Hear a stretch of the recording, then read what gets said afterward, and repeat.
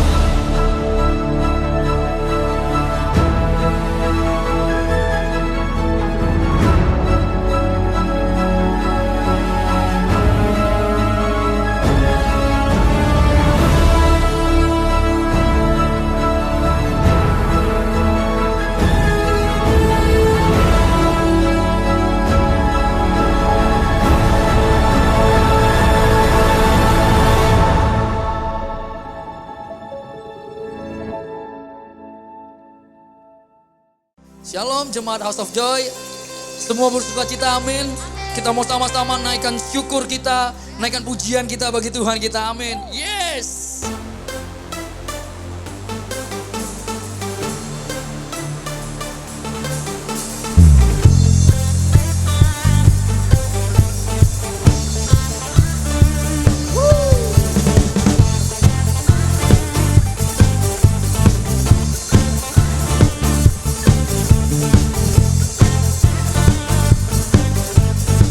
Sama-sama katakan, melukis cakrawala, pelukis cakrawala, merangkai jagat raya, pencipta alam semesta, pemilik kehidupan yang sanggup menyelamatkan, dialah jalan kebenaran. Rindukan kuasa lawatanmu, kebangkitan pasti terjadi. Oh oh oh.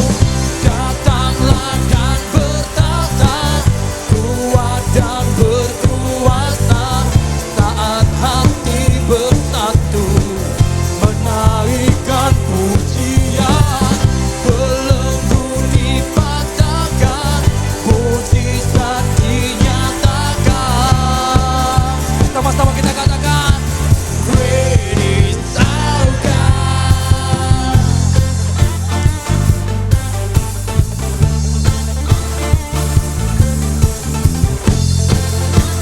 Dia pemilik kehidupan kita. Dia yang sanggup.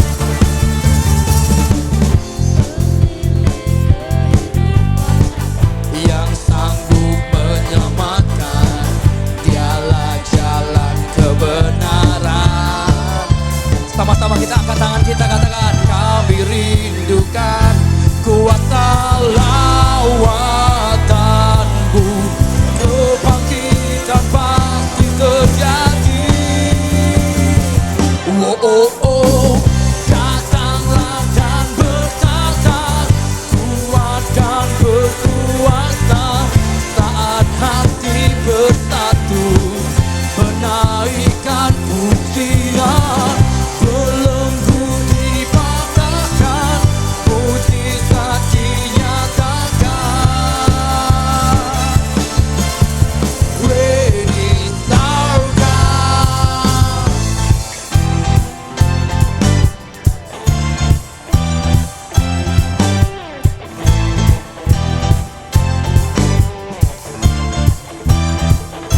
Kami di sini merindukan lawatan-Mu, Tuhan.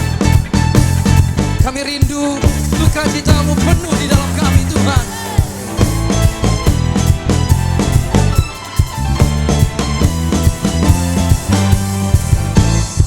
Sama-sama angkat tangan kita, katakan, oh kami rindukan kuasa lawatan-Mu. Kebangkitan pasti terjadi. Oh, oh, oh. Datanglah dan bertata, kuat dan berkuasa. Saat hati bersatu, menaikkan pujian. Belenggu dipatahkan, mujizat dinyatakan.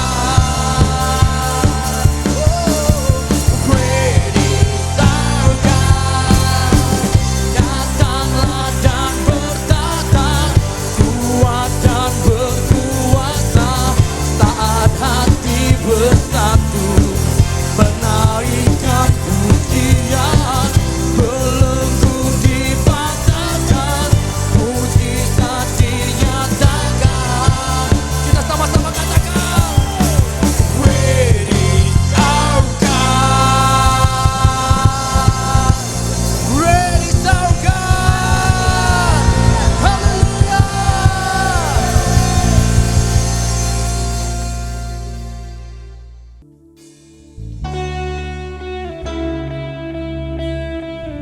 Ubahkan kami, Tuhan. Bentuk setiap hati kami, Tuhan, seperti Engkau, Tuhan.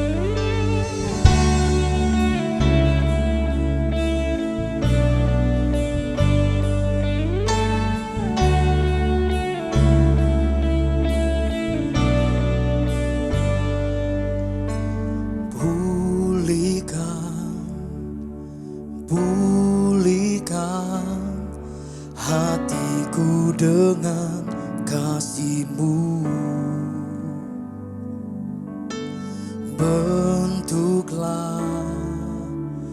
Bentuklah hatiku jadi seperti-Mu.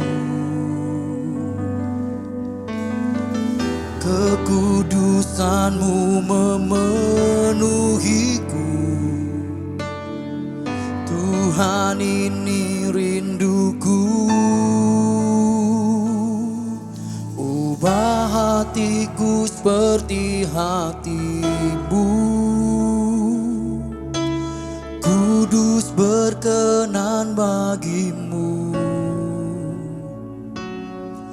Bagaikan emas yang murni, bentuk hatiku selalu. Biar ku menjadi ciptaan baru, bebas dari semua yang jahat. dengan gambar-Mu, sucikanku, kuduskan hatiku, Tuhan.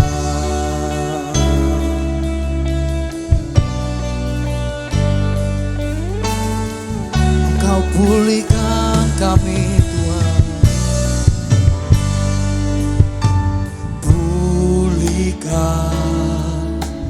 Pulihkan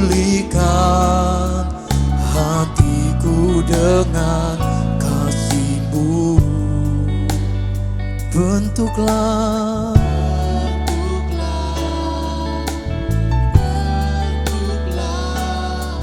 hatiku jadi seperti-Mu. Oh, kekudusan-Mu memenuhiku. Tuhan, ini rinduku. Ubah hatiku seperti hati-Mu, kudus. Oh, bagaikan emas yang murni, bentuk hatiku selalu. Biar ku menjadi ciptaan baru, bebas.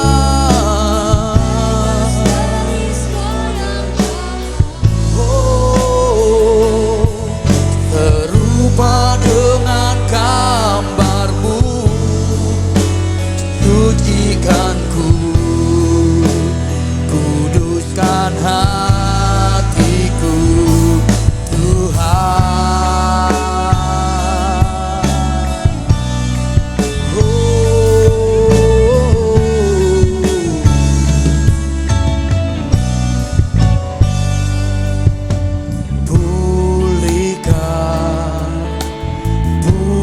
Pulihkan hatiku dengan kasih-Mu.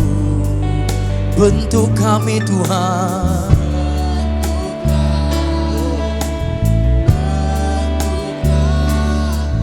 Hatiku seperti-Mu, kekudusan-Mu memenuhiku. Tuhan, ini rinduku.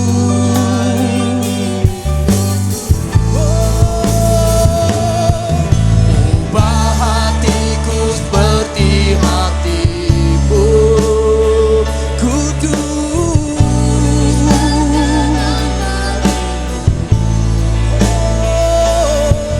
Bagaikan emas yang murni, bentuk hatiku selalu.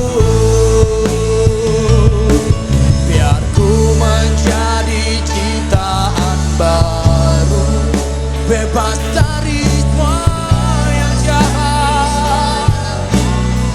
Oh, serupa dengan gambar-Mu,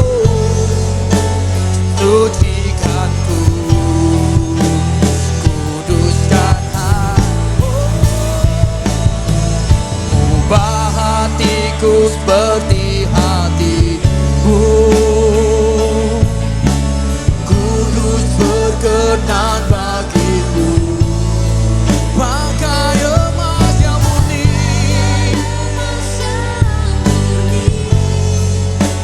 bentuk hatiku selalu. Biar ku menjadi ciptaan baru, bebas dari semua yang jahat. Oh, serupa dengan gambar-Mu, sucikanku, kuduskan hatiku, Tuhan.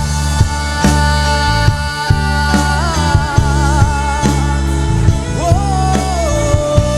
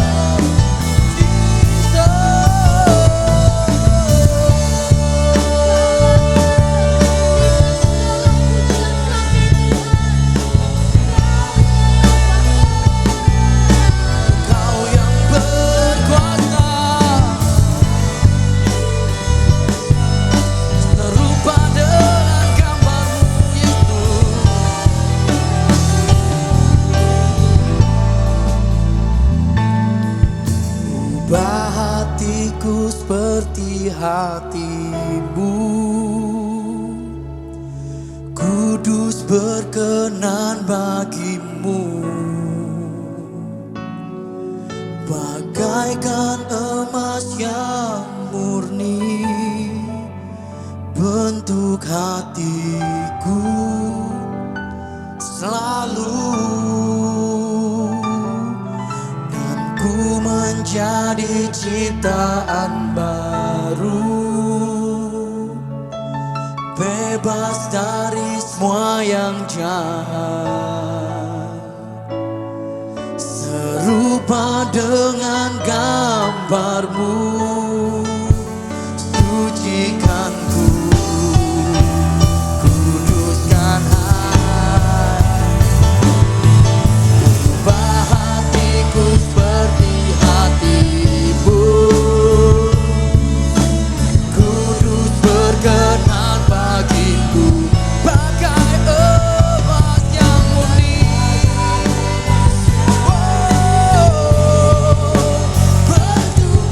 Bentuk hatiku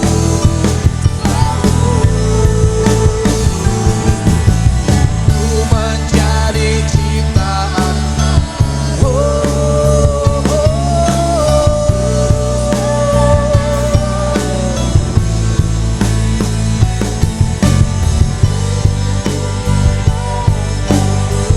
Sucikan ku,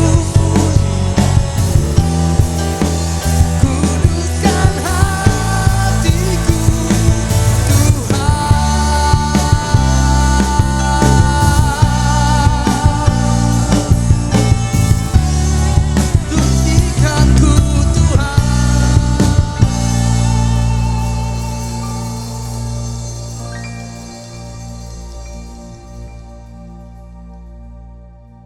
Ubahkan kami Tuhan, lewat firman-Mu yang akan disampaikan Tuhan. Kami rindu menjadi serupa dengan Engkau Tuhan. Berkati setiap kami Tuhan yang akan mendengarkan firman-Mu. Biarlah firman-Mu boleh berdampak bagi hidup kami dan bagi banyak orang. Terima kasih Tuhan, di dalam nama Yesus kami berdoa. Haleluya. Amin. Shalom Bapak Ibu Saudaraku yang terkasih dalam Tuhan. Mari sebelum kita merenungkan kebenaran firman Tuhan, kita tundukkan kepala, kita berdoa terlebih dahulu. Bapak, kami mengucap syukur untuk anugerah dan juga kebaikan Tuhan di dalam kehidupan kami, untuk kasih setia Tuhan, penjagaan Tuhan, perlindungan Tuhan di dalam kehidupan kami. Bapak, kalau sebentar kami ingin merenungkan apa yang menjadi isi hati-Mu, biarlah Tuhan berbicara kepada setiap kami dimanapun kami berada, beribadah online pada pagi hari ini.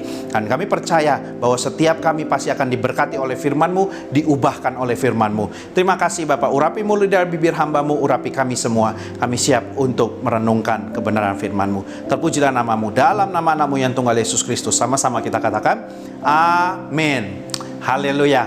Shalom Bapak Ibu Saudaraku yang terkasih dalam Tuhan Yesus Kristus. Salam sejahtera buat kita semua dimanapun kita berada mengakses ibadah online ini. Bapak Ibu, senang sekali dan saya percaya bahwa setiap Bapak Ibu yang mengakses ibadah online ini, Bapak Ibu boleh mengalami perjumpaan dengan Tuhan. Dan Bapak Ibu boleh mengalami, merasakan, menikmati hadirat Tuhan yang luar biasa, yang mengubahkan setiap kita, yang menguatkan setiap kita, menyembuhkan setiap kita, memenuhi setiap kita. Haleluya. Bapak Ibu, perkenalkan, nama saya Leonardo Wayong. Saya senang sekali bisa berjumpa dengan Bapak Ibu untuk kali yang pertama di dalam ibadah online kali ini. Dan saya mengucap syukur kepada Tuhan dan juga berterima kasih kepada Pastor Taufan, kepada seluruh leadership yang ada, pengerja, jemaat dari GBI HOJ Roxy yang telah mempercayakan dan mengizinkan saya untuk bersama-sama merenungkan kebenaran firman Tuhan. Pagi hari ini kita akan sama-sama merenungkan satu bagian dari firman Tuhan dengan tema jangan menyerah, do not give up. Bapak Ibu boleh ikuti saya ucapkan jangan menyerah, do not give up. Haleluya. Bapak Ibu, saya menyadari bahwa hari-hari ini adalah hari-hari atau masa-masa yang memang tidak mudah buat kita jalani dan kita alami di dalam kehidupan kita. Bisa dikatakan bahwa masa-masa ini adalah masa-masa yang sulit, masa-masa yang berat, masa-masa yang sukar. di mana perubahan cara kehidupan dan tantangan yang sedemikian rupa bisa saja muncul menjadi pergumulan, masalah, dan juga rintangan bagi kita semua. Alkitab di dalam 2 Timotius 3 ayat 1 juga sudah mengatakan kepada kita bahwa pada hari-hari terakhir akan datang masa yang sukar, Bapak Ibu. Masa yang memang tidak mudah dan berat buat kita semua. Dan saya tidak tahu saat ini apa yang sedang Bapak Ibu gumuli, apa yang menjadi masalah bagi Bapak Ibu sekalian. Bisa jadi itu adalah masalah kesehatan, bisa jadi masalah keuangan atau ekonomi, bisa masalah pekerjaan atau usaha, bahkan juga mungkin rumah tangga antara suami dengan istri, anak dengan orang tua, dengan menantu, dengan cucu, bahkan juga dengan mertua Bapak Ibu, dan bahkan juga mungkin hubungan kita dengan Tuhan. Nah, Bapak Ibu sekalian, di tengah-tengah masalah dan juga pergumulan kita sebagai anak Tuhan, kita itu diperhadapkan dengan dua pilihan. Bapak Ibu mau putus asa, mau menyerah, dan juga tenggelam bersama dengan masalah yang akhirnya menerima kekalahan di dalam kehidupan, atau kita semua mau bertahan, kita mau bangkit, kita mau berjuang menghadapi masalah itu dan mengalami kemenangan bersama dengan Tuhan. Kalau saya boleh tanya kepada Bapak Ibu sekalian, Bapak Ibu mau pilih yang mana? Yang satu atau yang dua? Saya pikir dan saya rasa pasti semua mau yang dua. Kita bertahan, bangkit, dan juga berjuang untuk menerima kemenangan demi kemenangan. Karena berjuang itu artinya kita memaksimalkan kekuatan untuk bertahan dan juga berjalan menyelesaikan tantangan yang ada. Sedangkan menyerah itu berarti kita semua kehilangan daya juang dan kita tidak lagi melakukan apa-apa serta menerima kondisi kita sekarang menjadi sebuah nasib. Nah, Tuhan pun juga demikian, Bapak Ibu. Tuhan pengen supaya kita bisa bertahan, kita bangkit, kita mengalami kemenangan di dalam kehidupan kita, khususnya menghadapi masalah demi masalah. Dia mau supaya setiap kita tidak menyerah dan kalah, Bapak Ibu.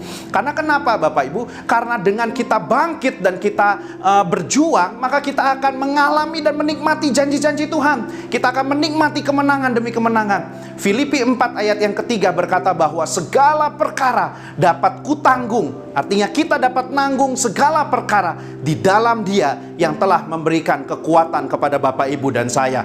Nah, Bapak Ibu, ini menunjukkan bahwa masalah, tantangan, dan juga pergumulan seberat apapun bisa kita tanggung dan juga jalani bersama dengan Tuhan.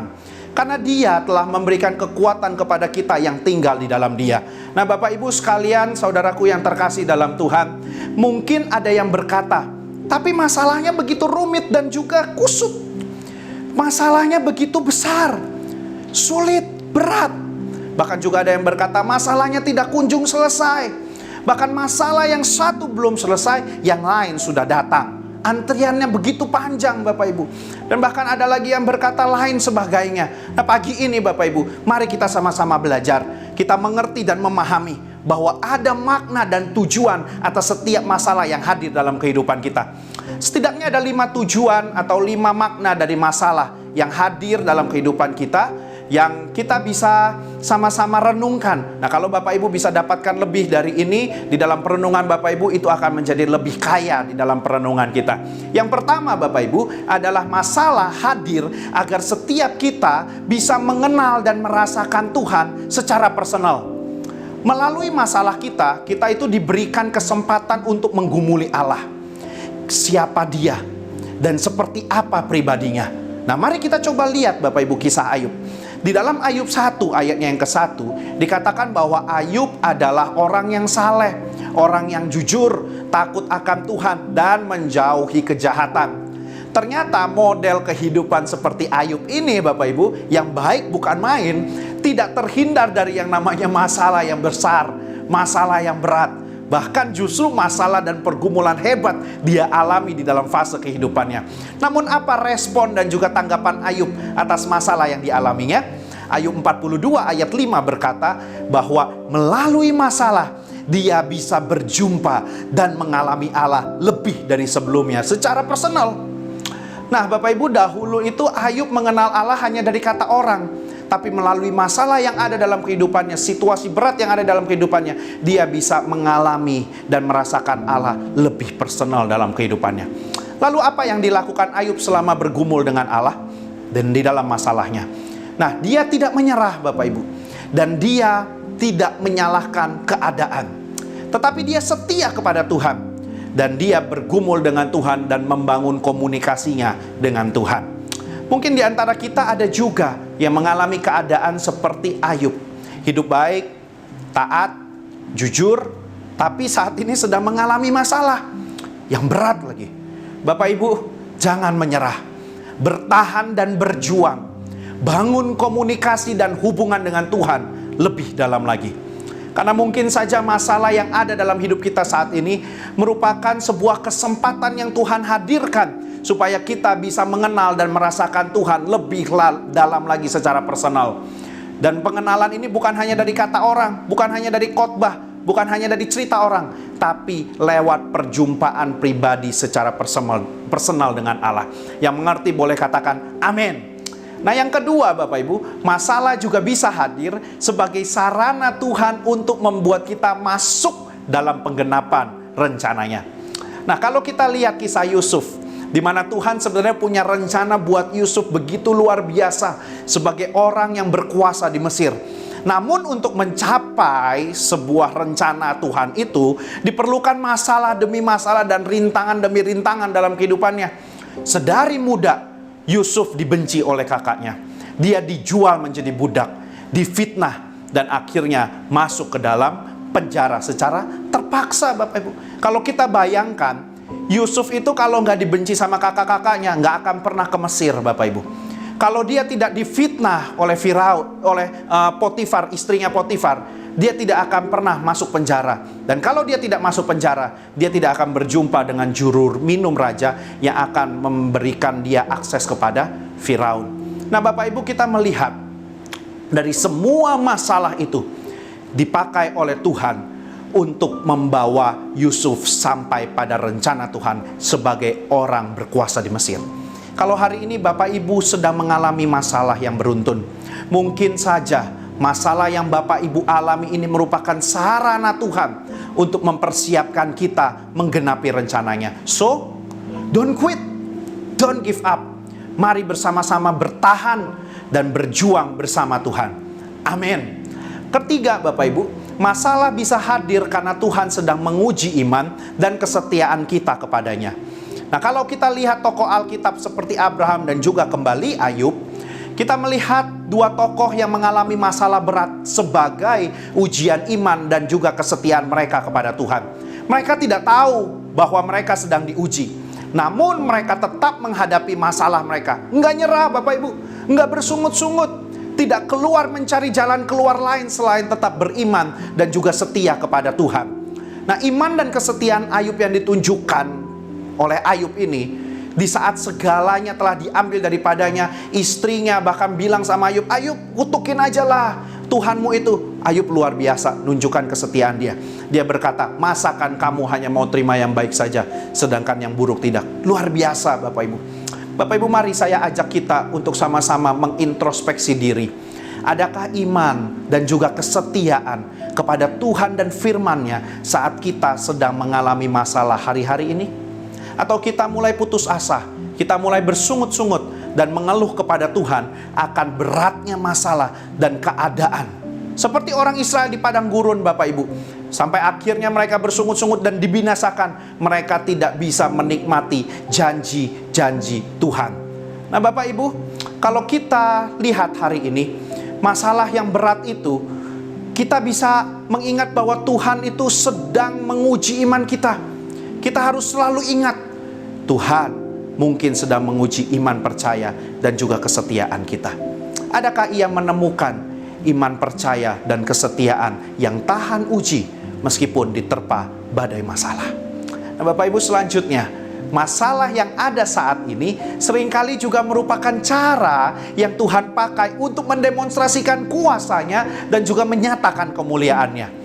Nah, berbagai tokoh di Alkitab menunjukkan, Bapak Ibu, bahwa masalah yang mereka alami adalah kesempatan mereka bisa mengalami kuasa Allah. Kesempatan di mana Tuhan bisa menyatakan kemuliaan-Nya lewat masalah yang mereka hadapi. Nah, kalau kita lihat sebagai orang yang buta yang sejak lahir misalnya, dikatakan bahwa keadaannya demikian bukan merupakan kesalahan manusia, tetapi justru agar kuasa dan kemuliaan Tuhan dapat dinyatakan atasnya. Lalu kalau kita melihat juga Lazarus, Bapak Ibu, yang telah mati lalu dibangkitkan kembali.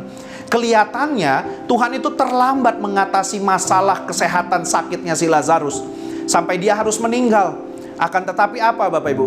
Justru Tuhan ingin mendemonstrasikan kuasanya dalam hal kebangkitan akan orang mati. Supaya apa? Kemuliaan Tuhan dapat dinyatakan. Orang akan takjub ketika melihat perbuatan membangkitkan orang mati daripada menyembuhkan orang yang sakit. Nah, kalau bila saat ini kita mengalami masalah Bapak Ibu, yang gak tahu disebabkan oleh apa, oleh siapa, kelihatannya udah gak ada jalan kembali, bahkan sudah terlambat, bahkan tidak kunjung selesai. Bapak Ibu, jangan menyerah, karena kuasa dan kemuliaannya akan dinyatakan melalui kehidupan kita. Yang kelima Bapak Ibu, kita perlu memahami bahwa masalah bisa hadir sebagai sarana yang Tuhan pakai agar setiap kita menjadi pribadi yang dewasa. Katakan pribadi yang dewasa. Karena kenapa? Melalui masalah, tantangan, rintangan, kita dibawa pada momen untuk mengevaluasi diri dari kesalahan yang telah dilakukan, dan membuat setiap kita belajar menjadi pribadi yang dewasa dan bertanggung jawab. Bisa saja Bapak Ibu bahwa masalah yang kita alami hari ini merupakan akibat dari kesalahan ataupun kelalaian kita sebagai manusia. Akibat dari keputusan yang tidak sesuai dengan firman Tuhan, maupun keputusan yang tergesa-gesa berdasarkan keinginan daging dan insting pikiran sebagai manusia. Dan konsekuensi dari kesalahan itu atau kelalaian itu adalah kondisi kita saat ini. Nah, saat ini Tuhan memberikan kesempatan buat Bapak Ibu dan saya, buat kita semua, untuk mengevaluasi dan memperbaiki diri, menjadi pribadi yang dewasa dan bertanggung jawab. Namun pertanyaannya, saat kita sedang menghadapi masalah, apakah kita mau mengevaluasi dan memperbaiki diri dari kesalahan kita? Atau justru kita menyalahkan orang lain, kita menyalahkan kondisi dan keadaan di sekitar kita? Bapak Ibu, dalam hidup ini mungkin saja kita itu pernah mengambil keputusan yang salah. Kita bisa gegabah, ada pertimbangan dan pengertian yang keliru. Mungkin kita mudah terpancing emosi, ada perkataan yang tidak semestinya keluar. Ketika kita sedang marah, antara suami dengan istri, anak dengan orang tua dengan anak, menantu, cucu, mertua, Bapak Ibu, bahkan dengan orang-orang sepelayanan, di rekan-rekan kantor, Bapak Ibu, dan lain sebagainya. Sehingga tercipta sebuah masalah yang berkelanjutan, yang rumit, complicated. Nah, mungkin karena kita juga berbohong, kurang disiplin, ataupun kita melakukan hal-hal yang tidak semestinya dilakukan oleh anak Tuhan. Dan inilah saatnya kita mengevaluasi dan memperbaiki diri. Dengan begitu, kita bisa menjadi pribadi yang dewasa dan bertanggung jawab di hadapan Tuhan. Kesempatan itu masih ada, Bapak Ibu. Jangan menyerah. Segalanya dapat diperbaiki. Yang mengerti boleh katakan amin. Nah, hari ini mari kita ambil keputusan, Bapak Ibu. Bapak Ibu jangan sempat putus asa dan juga menyerah dengan kondisi kesehatan, keuangan, pekerjaan dan usaha, rumah tangga, antara suami istri, anak orang tua, bahkan di dalam pelayanan dan juga di dalam hubungan dengan Tuhan. Mari kita bangkit kembali. Jangan menyerah Bapak Ibu. Jangan biarkan iblis mengintimidasi pikiran kita dan melemahkan kita. Ingat bahwa di dalam Tuhan kita pasti bisa mengatasi semua masalah. Sebab Dia Allah Immanuel, Dia bersama kita dan di dalam kita. Nah, terdapat 4 hal penting Bapak Ibu yang harus kita ingat ketika menghadapi masalah dan ketika kita hampir menyerah. Nah, yang pertama Bapak Ibu secara cepat, bahwa kita perlu mengingat bahwa ada Tuhan bersama dengan kita di dalam setiap masalah apapun. Ketika kita hendak menyerah, ketika kita menjumpai jalan yang buntu, ingatlah bahwa Tuhan bersama kita dalam setiap masalah apapun. Hal ini penting Bapak Ibu, karena ini memberikan pengharapan dan kekuatan bagi kita. Daud pernah berkata di dalam Mazmur 23 ayat yang keempat, sekalipun aku berjalan dalam lembah kelam, aku tidak takut bahaya, sebab Engkau Tuhan besertaku. Nah Bapak Ibu, kalau kita sadar Tuhan bersama kita, itu artinya ada harapan. Tidak perlu khawatir, tidak perlu takut, cemas, tidak perlu menyerah Bapak Ibu. Karena kalau Tuhan bersama dengan kita, siapakah lawan kita? Haleluya. Nah Bapak Ibu, yang selanjutnya kita perlu mengingat bahwa Tuhan tidak akan pernah meninggalkan kita dalam kondisi apapun. Jadi yang pertama, Tuhan bersama dengan kita. Yang kedua, Tuhan tidak akan pernah meninggalkan kita. Ibrani 13 ayat 5b berkata bahwa karena Allah telah berfirman, aku sekali-kali tidak akan membiarkan engkau, dan aku sekali-kali tidak akan meninggalkan engkau. Wah, luar biasa Bapak Ibu. Dia tidak akan membiarkan dan meninggalkan kita. Sebuah kepastian dan jaminan bahwa Dia selalu bersama-sama dengan kita di dalam masalah-masalah kita. Nah Bapak Ibu, yang selanjutnya, apalagi kalau sampai ada kata orang. Orang boleh merendahkan kita, orang boleh membuat kita jadi pesimis Bapak Ibu. Orang boleh berkata apapun, tapi ingat, selama kita memutuskan untuk tidak menyerah dan berjalan bersama Tuhan, maka kita akan mengalami kemenangan dan menikmati janji Tuhan. Yang mengerti dan percaya boleh katakan amin. Haleluya. Yang ketiga Bapak Ibu, kita perlu meyakini bahwa Tuhan pasti akan memberikan jalan keluar atas setiap masalah yang dihadapi. Di dalam 1 Korintus 10 ayat 13, di sana dikatakan pencobaan-pencobaan yang kamu alami ialah pencobaan-pencobaan biasa yang tidak melebihi kekuatan manusia. Sebab Allah setia, dan karena itu Ia tidak akan membiarkan kamu dicobai melampaui kekuatanmu. Pada waktu kamu dicobai, Ia akan memberikan kepadamu jalan keluar sehingga kamu dapat menanggungnya. Nah Bapak Ibu, ini adalah sebuah kepastian yang luar biasa. Ingatlah selalu bahwa dalam setiap masalah pasti ada jalan keluar di dalam Tuhan. Yang diperlukan dari kita adalah melibatkan Tuhan Bapak Ibu, datang kepadanya dan meminta hikmat serta tuntunannya. Maka yakinlah kita pasti akan mendapatkan jalan keluar dari Tuhan untuk masalah yang kita hadapi hari-hari ini. Yesus berkata, aku adalah jalan. Dia jalan bagi setiap masalah kita. Dialah jawaban bagi kita semua. Nah Bapak Ibu, yang keempat, yang terakhir, yang perlu kita sama-sama mengerti dan pahami adalah bahwa kita harus mengimani bahwa melalui setiap masalah yang kita hadapi, kita akan menjadi lebih baik, lebih dewasa, dan lebih serupa dengan Kristus. Boleh sama-sama katakan amin. Kita harus melihat bahwa masalah yang dihadapi itu bukan untuk menghukum kita, bukan untuk menyiksa kita, bukan untuk menjatuhkan kita, ataupun menghancurkan kita. Bukan untuk menghambat kita dan bahkan memperlambat kita. Melainkan untuk membuat kita naik dan menjadi lebih baik lagi Bapak Ibu. Menjadi pribadi yang lebih dewasa, menjadi pribadi yang lebih bertanggung jawab Bapak Ibu di dalam kehidupan kita. Roma 8 ayat 28 berkata bahwa kita tahu sekarang bahwa Allah turut bekerja di dalam segala sesuatu untuk mendatangkan kebaikan. Buat siapa Bapak Ibu? Buat Bapak Ibu dan saya yang mengasihi Dia dan yakin, yaitu bagi mereka yang terpanggil sesuai dengan rencana Allah. Nah Bapak Ibu, Allah itu turut bekerja dalam kehidupan kita untuk mendatangkan segala sesuatu yang baik buat kita.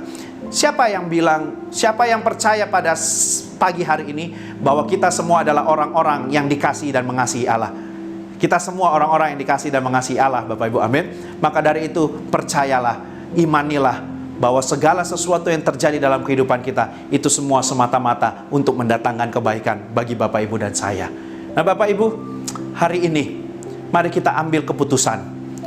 Apakah kita mau menyerah atau kita mau bangkit? Kita mau bertahan, kita mau berjuang.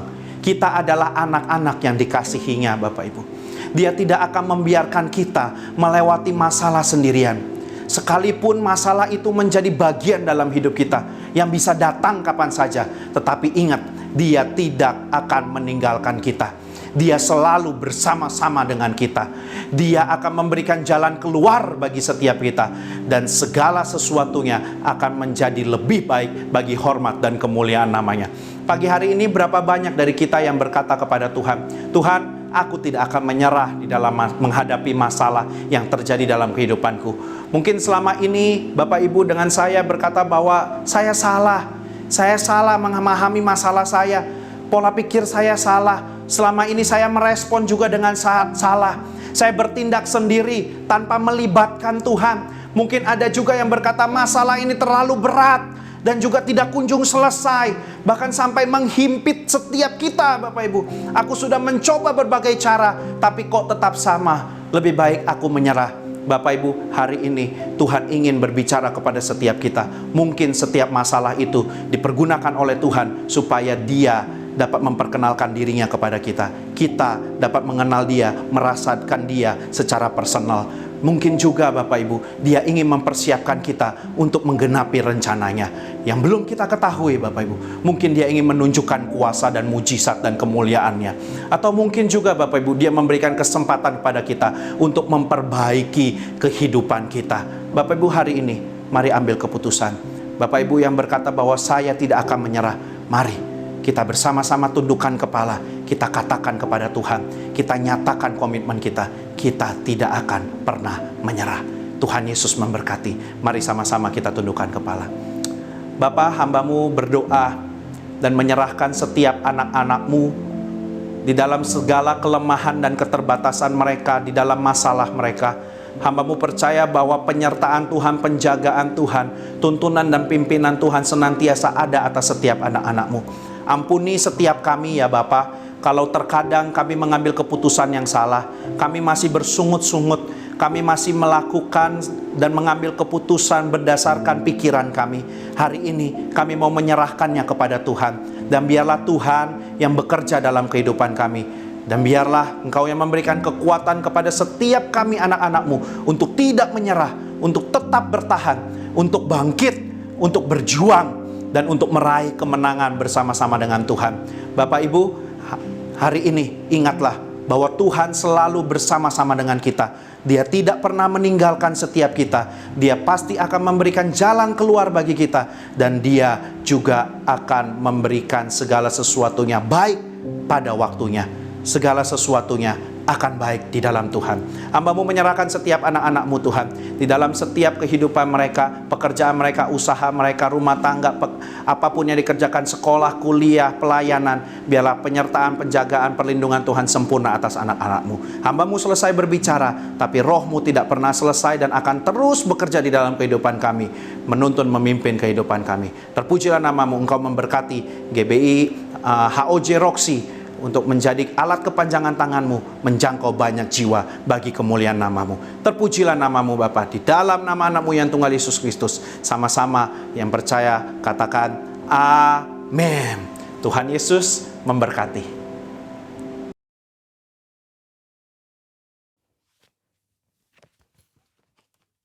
Halo, shalom semuanya. Di dalam Voice of Pentecost hari ini, kita akan membahas tujuan Allah memberi berkat. Kebanyakan orang Kristen kalau mendapat berkat akan mengucapkan haleluya.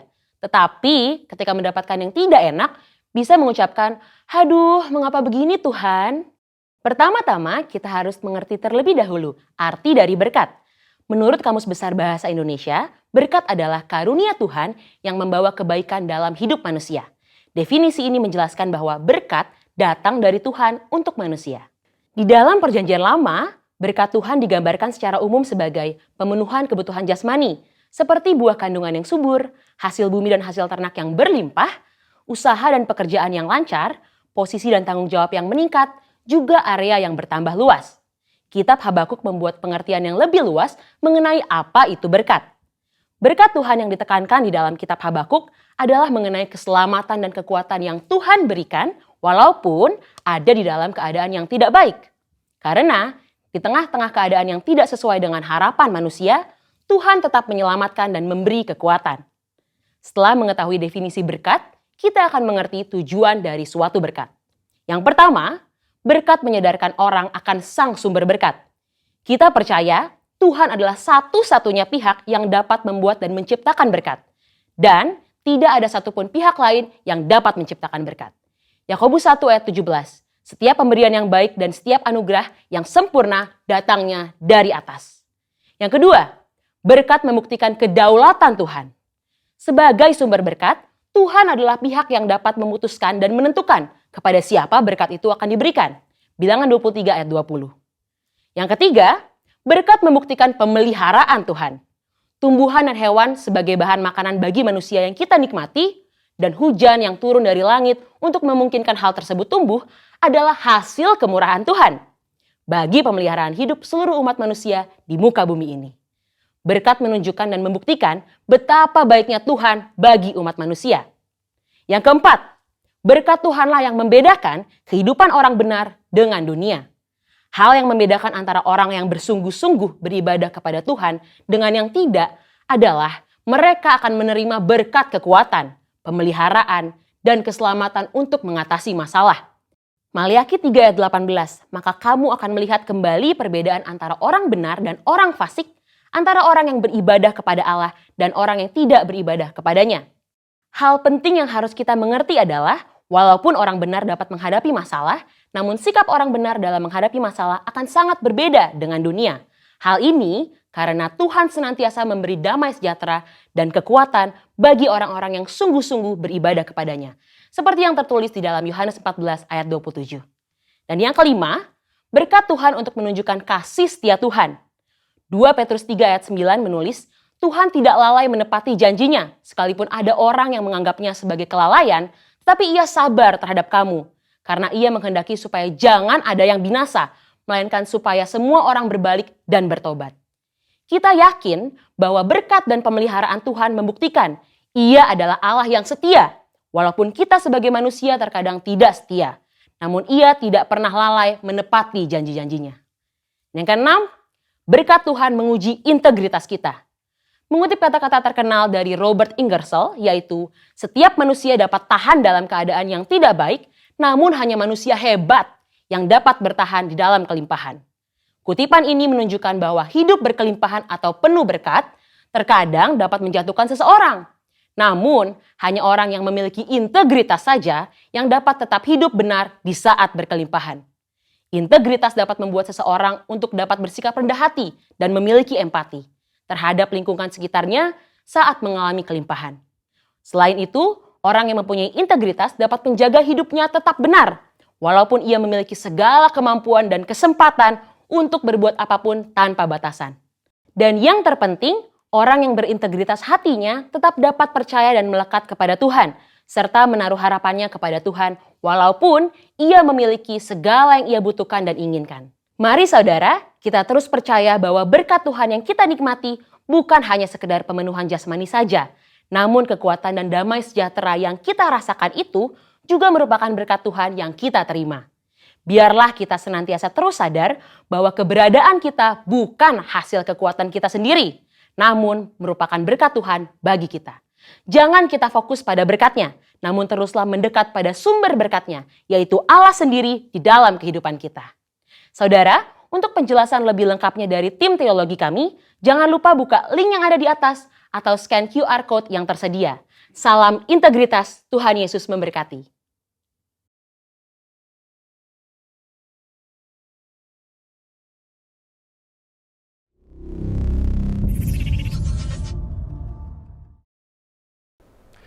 Shalom, apa kabar House of Joy? Senang sekali dapat menyapa Bapak Ibu semua di akhir daripada bulan Maret, di minggu yang terakhir tentunya pada hari ini. Hari ini saya mengucapkan banyak terima kasih untuk Pastor Leonardo Wayong yang sudah melayani kita. Dan saya percaya setiap firman yang dibagikan, kita semua mendapatkan pewahyuan yang baru.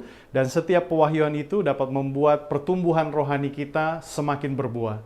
Dan Bapak Ibu, ada beberapa informasi yang saya ingin sampaikan untuk Bapak Ibu semua. Saya rindu agar Bapak Ibu semua dapat terus mengikuti Seed of Revival, benih firman Tuhan yang dikeluarkan atau ditayangkan di YouTube setiap Senin, Rabu, dan Jumat.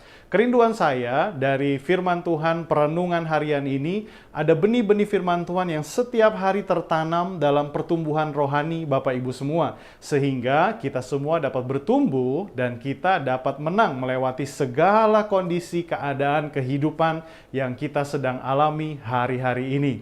Dan di Selasa juga Kamis ada renungan harian yang secara tekstual akan disebarkan di Instagram Story atau di WhatsApp grup di core kita masing-masing. Jadi Bapak Ibu semua, saya rindu dari Senin sampai Jumat kita semua mendapatkan renungan, mendapatkan benih-benih firman Tuhan hingga Bapak Ibu dapat mengalami pertumbuhan kerohanian sampai berbuah, kita semua dapat menjadi serupa dengan Kristus. Dan tentunya tetap ikuti, mendukung terus pelayanan dari House of Joy lewat ibadah YouTube online, core gabungan, dan juga revival worship serta revival gathering. Terima kasih Bapak Ibu semua. Jangan lupa untuk memberikan persembahan yang terbaik untuk Tuhan kita, dan saya percaya kita sudah diberkati, dan dalam diberkati itu mari kita memberi dengan ucapan syukur, dengan sorak-sorai, karena Tuhan Yesus kita adalah Tuhan yang luar biasa. Yang percaya katakan amin. Mari kita akhiri ibadah kita pada hari ini. Mari tundukkan kepala, kita berdoa bersama-sama dan terima berkat yang terbaik dari Tuhan.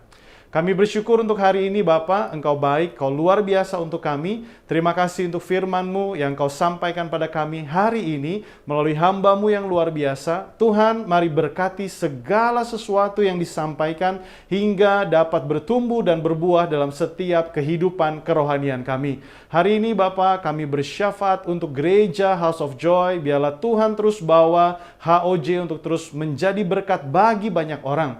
Hamba-Mu juga berdoa Tuhan untuk setiap para pengerja dan juga untuk jemaat Tuhan dimanapun kami beribadah pada hari ini. Biarlah Tuhan memberkati kami semua. Apapun yang kami alami, apapun yang sedang kami gumulkan, kami percaya Tuhanlah sumber jawaban dalam setiap pergumulan kehidupan kami. Terima kasih Bapa, kami mau akhiri ibadah kami mau melanjutkan aktivitas kami, dan biarlah kasih karunia Tuhan selalu menyertai kami semua. Mari angkat kedua tanganmu dan arahkan hatimu pada Bapa di surga yang menyediakan berkatnya untuk kita, dan terimalah berkat yang terbaik daripada Bapa di dalam anak yang tunggal, Yesus Kristus, persekutuan, perlindungan, penyertaan daripada Roh Kudus menyertai Bapak Ibu semua dari sekarang sampai selama-lamanya. Tuhan Yesus memberkati, dan semua yang percaya sama-sama katakan amin. Selamat hari Minggu, Tuhan Yesus menyertai kita semua. Apa yang dimaksud dengan Pentakosta ketiga? Pentakosta ketiga adalah pencurahan Roh Kudus yang dahsyat di zaman sekarang, melebihi yang terjadi di Azusa Street. Pentakosta ketiga akan mengakibatkan penuaian jiwa yang terbesar dan yang terakhir sebelum Tuhan Yesus datang kembali.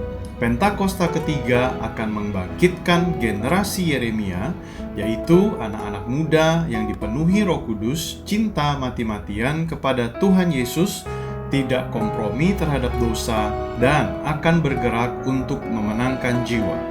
Pentakosta ketiga lahir di Indonesia dan bergerak ke bangsa-bangsa. Gerakan ini dari timur ke barat dan akan kembali ke Yerusalem. Pentakosta ketiga akan memberikan kuasa untuk menyelesaikan amanat agung, dan setelah itu Tuhan Yesus datang kembali.